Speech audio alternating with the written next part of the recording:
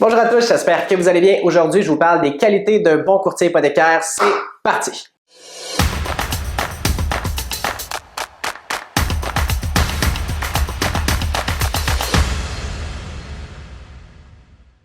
Bon, c'est sûr qu'on s'entend, les qualités nécessaires pour être considéré un bon courtier va dépendre de client à client, d'autres courtiers en d'autres courtiers, parce que tout le monde a ses forces, tout le monde a ses faiblesses, mais moi j'en ai vraiment trois qui, selon moi, c'est un deal breaker. Un bon courtier, ça prend ces trois qualités-là. Premièrement, on veut un courtier qui connaît ça. C'est pas compliqué, on veut pas quelqu'un qui sort de l'école, sorry pour eux autres qui sort de l'école, mais c'est vrai que ça prend un courtier avec de l'expérience parce qu'il y a certains dossiers, en fait, tous les dossiers sont différents, mais il y en a qui sont vraiment plus touchy que d'autres, fait qu'il faut vraiment faire attention pour prendre quelqu'un avec de l'expérience. Puis, je vais mettre aussi une comme sous-catégorie à ça, c'est quelqu'un qui est spécialisé. Moi, personnellement, je fais simplement de la consolidation de dettes, refinancement hypothécaire pour pouvoir vraiment clairer les dettes. Je fais les dossiers les bureaux de crédit qui sont plus difficiles, clients plus difficiles, revenus plus difficiles à prouver. Donc, moi, c'est sûr que des dossiers à Desjardins, je n'en vois un petit peu moins que des dossiers aux banques de crédit B. Ben oui, parce que on prend les dossiers qui sont plus difficiles, fait que veux pas, j'ai les bons contacts dans ces banques-là. Tu sais, si quelqu'un m'arrive et me dit « Jean-Mathieu, moi je vais acheter un triplex, whatever, peu importe, je peux le faire, mais honnêtement, je le ferai juste pas, là, parce que je sais pertinemment que c'est pas moi la personne la mieux qualifiée pour aider le client. Honnêtement, j'en réfère quasiment à tous les jours. Fait que point numéro 1, quelqu'un qui connaît ça, puis qui connaît ça dans sa niche. Très important. Qualité numéro 2, c'est un courtier qui est disponible. Je ne peux pas compter le nombre de fois que ça arrivé qu'un client m'a appelé parce qu'il était stressé, parce qu'il faisait de l'anxiété. J'ai répondu au téléphone. Ça a pris littéralement 45 secondes. 99% du temps, ça prend 45 secondes. T'expliques au client le petit détail qu'il comprenait moins.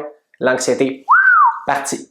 Fait que, il faut vraiment quelqu'un qui soit disponible parce que un simple appel, ça peut make or break the case. C'est sûr et certain que si tu attends 3 jours avant de répondre, puis j'en connais des courtiers des fois qui sont un petit peu plus difficiles à rejoindre, si tu attends 3 jours avant de rappeler ton client, premièrement, il n'a pas dormi de 3 jours, il va te tomber dessus, il sera pas content de ton service, et en plus de ça se peut qu'il ait déjà cancellé ton dossier puis il essaie avec quelqu'un d'autre. Fait que c'est très important, autant pour garder la bonne business que pour donner un bon service au client, d'être toujours disponible. Numéro 2, la disponibilité. Et numéro 3, celle-là, je sais for a fact que c'est pour tous les domaines en général, mais on veut quelqu'un qui est transparent et qui est honnête aussi. Le nombre de fois que j'ai entendu des clients me dire « Hey Jean-Mathieu, moi, je t'aime bien, mais tu sais, je me méfie un peu » ou tu sais, j'ai eu des mauvaises expériences avec d'autres courtiers, ils m'ont cherché des honoraires qui n'étaient pas supposés, c'était pas clair, tu sais, ils me rappelaient pas tout ça. Fait que pour donner un bon service, pour être considéré quelqu'un qui est bon dans son domaine, c'est pas juste pour le courtier. Je parle pour les courtiers, c'est quelqu'un qui est transparent. Super important, ça va battre tout le reste.